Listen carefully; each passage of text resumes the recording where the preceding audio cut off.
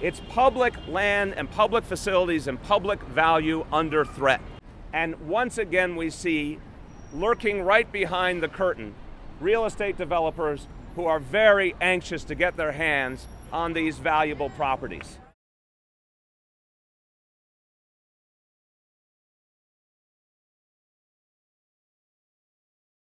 I'm David Woloch. I'm the Executive Vice President for External Affairs from the Brooklyn Public Library.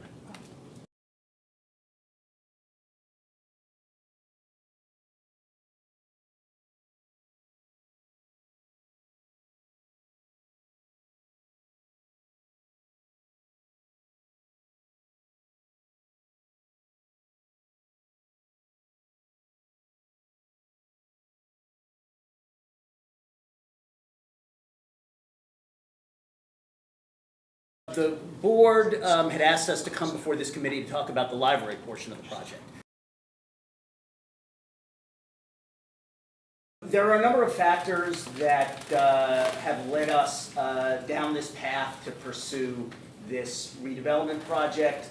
We have 60 branches in the Brooklyn Public Library system with over $300 million in capital needs, and we get very little funding from the city to take care of those needs. This is sort of the fundamental problem with the entire system.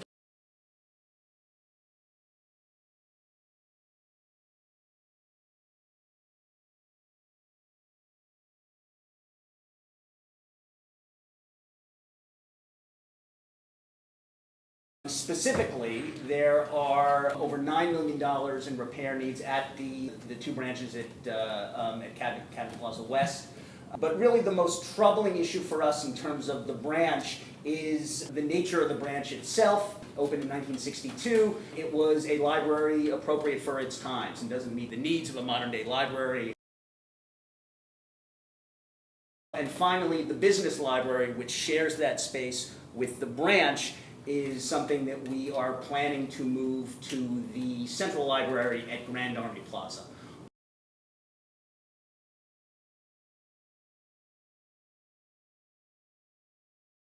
All of this has come together and actually given us an opportunity for a brand new branch and also a large revenue stream coming to us to help build that branch, pay for that branch, and also to pump money into the rest of the system. About 2 years ago, working with the Economic Development Corporation, an RFP was issued to select a developer.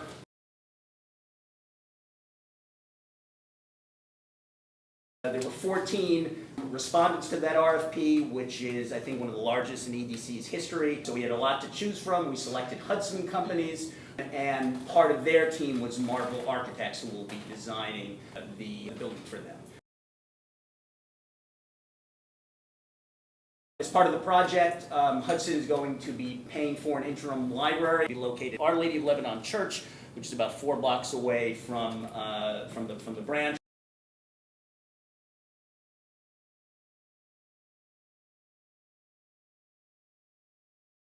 And they're going to be providing a 21,500 square foot brand new library. And I'll come back to that number a little later because I think there's been a lot of discussion about the size of the branch.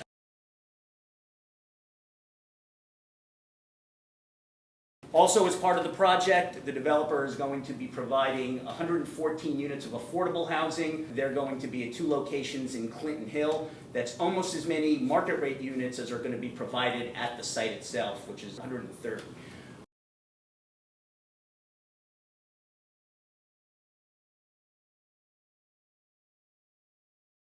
Very important to the library is that we are getting $52 million, about 10 of which is going to go into fitting out the new branch.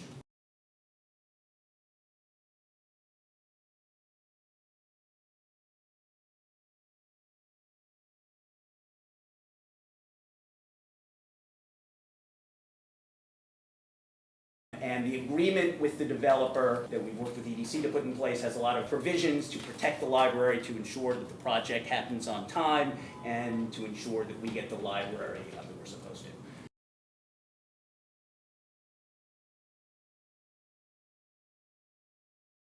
So let me turn back to the capital needs of the system. We have 60 branches, 58 traditional branch libraries, the central library, the business library.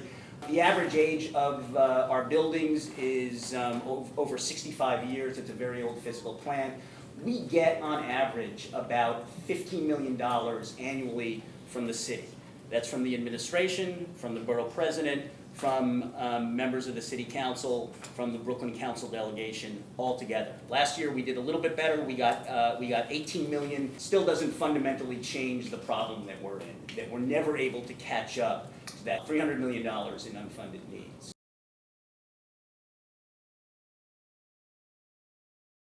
But we got a great opportunity this year. From the new administration, they went to all three library systems, us, NYPL, and Queens Library, and said they would be open to putting the libraries in the 10-year capital plan, which has never happened before, and in a way is sort of crazy. I mean, we're, along with the other library systems, a critical piece of the city's infrastructure. All other components of the city's infrastructure are in the 10-year capital plan. Libraries have never been, so we were excited to hear that. We submitted a request for $400 million over 10 years. When the budget came out a few weeks ago, there was some very good news. We were in the 10-year plan, which is a very good start. The bad news is the money that has been allocated so far is not nearly enough. It's just basically a little bit more than what we've been getting from administrations over the past few decades. So it's $100 million over 10 years. So great, we're in the 10-year plan. We still have a long way to go to get the money that we need.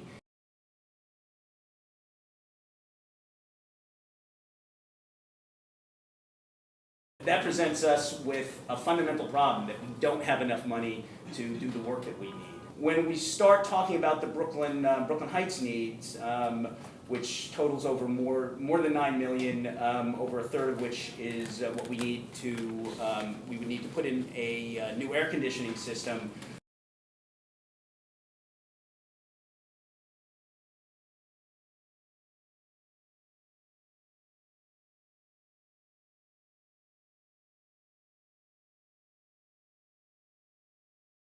We can't just go to somebody's brother-in-law, and we've gotten that suggestion a bunch of times. We have to go through DDC. DDC gave us these estimates. The $3.6 million comes from DDC.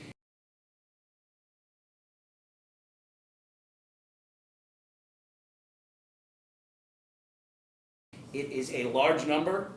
We thought it was large. We went to a third-party consultant, and we got an even higher estimate for that number.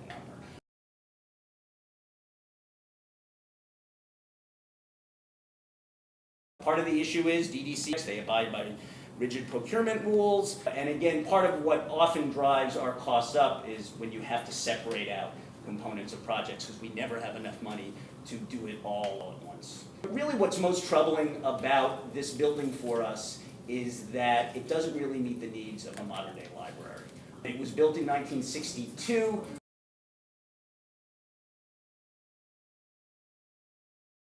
With two above-ground floors to serve as the two libraries, the branch library and the business library.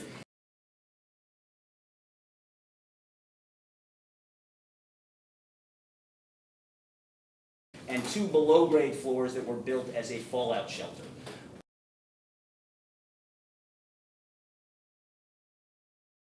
The building has never been landmarked, even though the Landmarks Commission has been asked for it.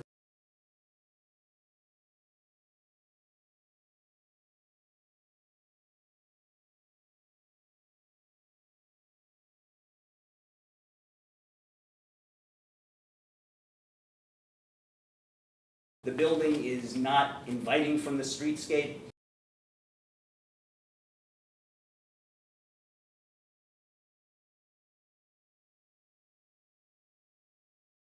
It is, given what we do in libraries now, poorly laid out.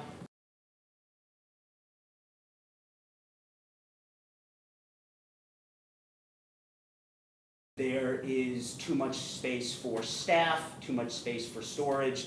We are not trying to take space that they need away from them. But these buildings were built when libraries did their business differently. We now do all our book buying and book processing centrally. It used to be that all the book activity happened in the individual branches. They needed a lot more space for those books to come in, for those books to be processed, and that space is still there, but it can't really be allocated easily for public service. A lot of the space, it's uninspiring. Low ceilings, very little natural light, and it has very limited adaptability. It's big rooms that we can't necessarily do that much as we start to think through all the things we want to do in a modern library. It doesn't give us a lot of flexibility for collaborative work areas. It doesn't give us the ability to implement new technology.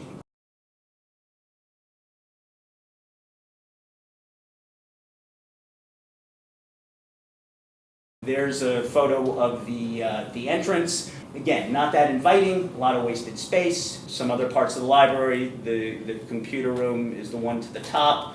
Below that is the adult reading room. To the right is a corner, I believe it's of the adult reading room, where we've moved a table because there actually is one lonely outlet there that people can plug into.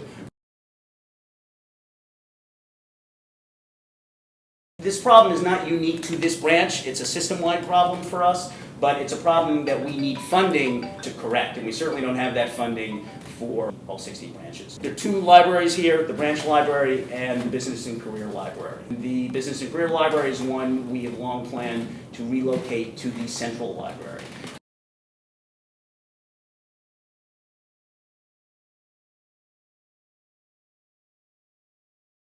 When the business library was first conceived in the 1940s, it moved with the branch library in 1962 when the building opened. It included both. The business library at that point really served downtown Brooklyn businesses.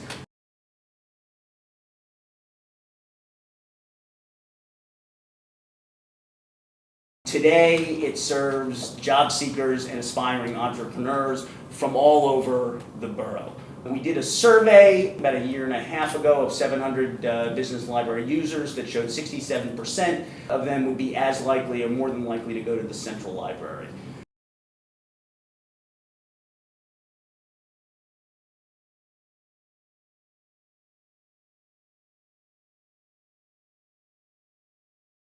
The central library has lots of advantages. Obviously, it is more centrally located in the borough.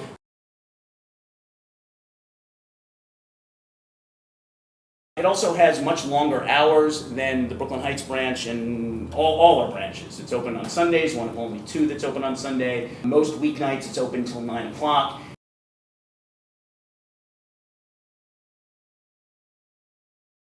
And there are a lot of other facilities in the central library that would be of use to patrons who use the business library. The new information commons that has space for collaborative work.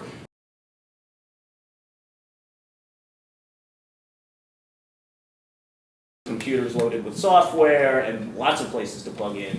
The Workforce One Center that's operated by the Department of Small Business Services that helps people get jobs. The Dweck Auditorium, much nicer facility and can carry a lot more people than space we use as the auditorium at Cadman Plaza. And obviously a very extensive collection. The size of the library, which has been a source of confusion. The two floors that serve as the library space, the first floor and the second floor, have a total of about 35,000 square feet. Now that's everything. That's the public service space, mechanical space, other unusable space, staff space.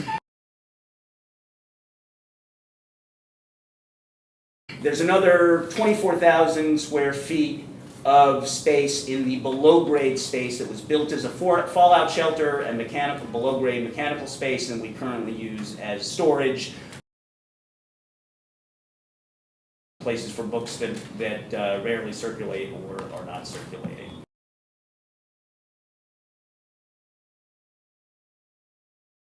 The 35,000 square feet, about 15,000 square feet of public service space is there for the branch, and then there's about another 4,000 for staff space and accessible space. In the business and career library, about 12,000 and 4,000.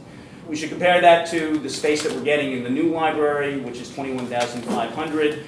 And in fact, the new Brooklyn Heights branch will be one of the 6 biggest branch libraries in the system.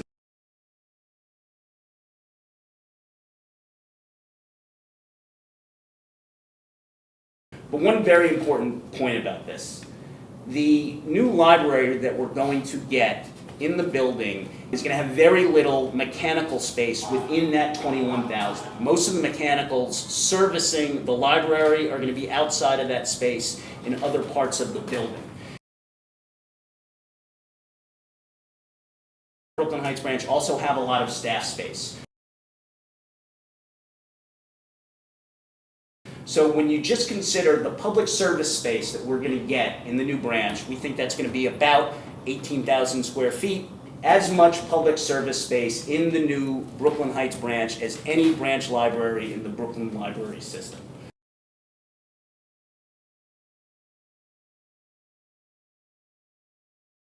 The other aspect of the project that's important to us, both for the branch and for the rest of the system, is the revenue. We're going to get funds coming in that are going to help pay for the outfitting of the new branch, and obviously we're getting out from under the $9 million in current repair needs.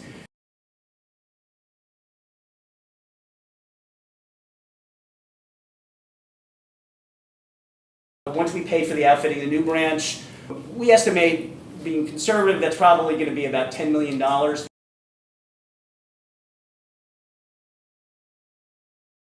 That's going to leave us with over $40 million to put into the rest of the system. That is a game changer for us.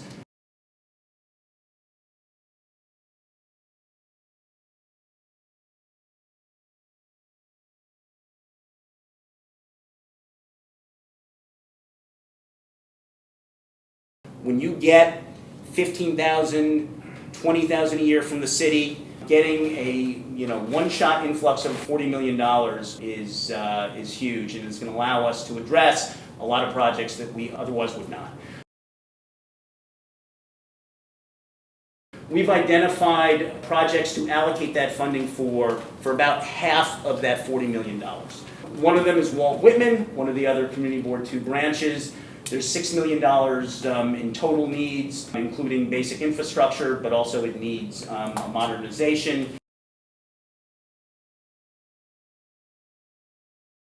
The Pacific branch has a much larger total need, closer to $10 million. We're committing to take $3.5 million from the Brooklyn Heights revenue to address the most glaring problem at Pacific, which is accessibility.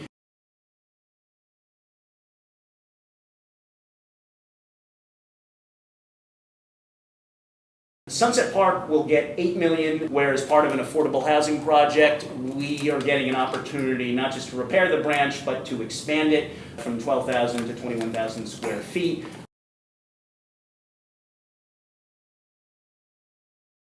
An expansion that we certainly couldn't undertake without this funding.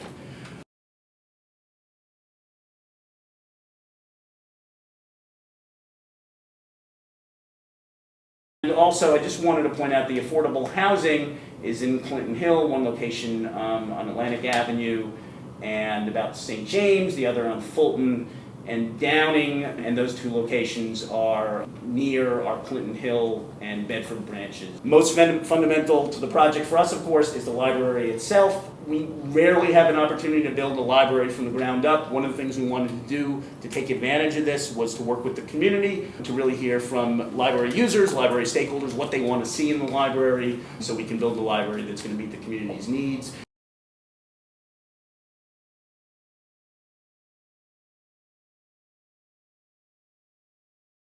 We have engaged Marvel Architects separately to lead an engagement to sort of do the front end of this library design process. And they've been working over the past few months on that. And I'm going to turn it over to Guido Hartray, who is going to take you through that.